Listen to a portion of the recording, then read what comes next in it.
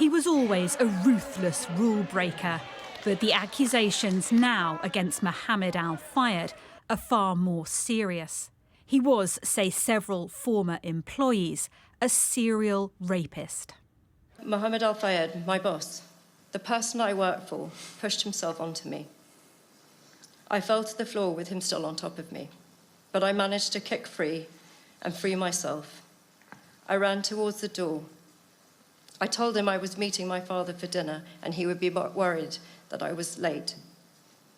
He just laughed at me. He then composed himself and he told me in no uncertain terms that I was never to breathe a word of this to anyone. If I did, I would never work in London again, and he knew where my family lived. Al Fayed's death last year has empowered women to speak out. For them, the dream job at Harrods was hell.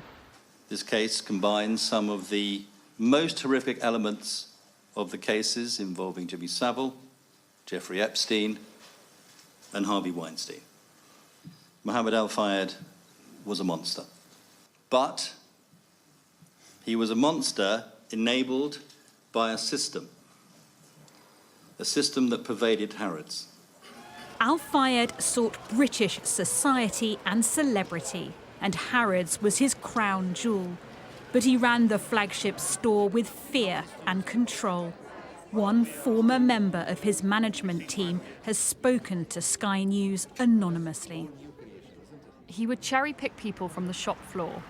If you have blonde hair and brown eyes, you were favoured. He used to say, "I want that one up in my office now." She would warn the women before they met him.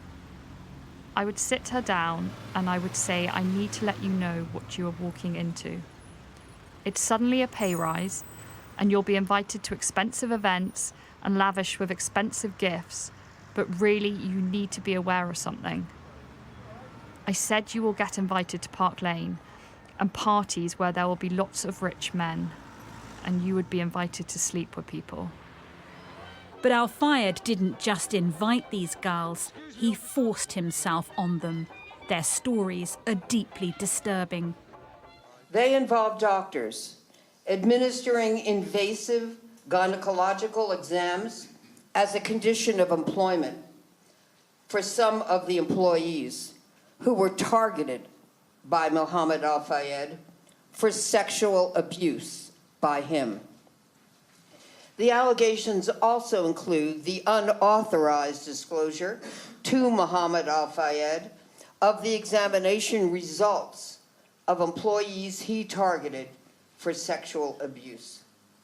Harrods was sold by Al Fayed in 2010. The new owners have apologised, saying they are utterly appalled by the allegations of abuse and have also acknowledged the business at the time failed employees who were his victims.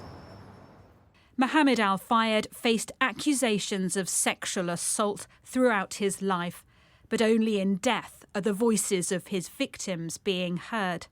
They want justice to expose the man and the system which hid his crimes.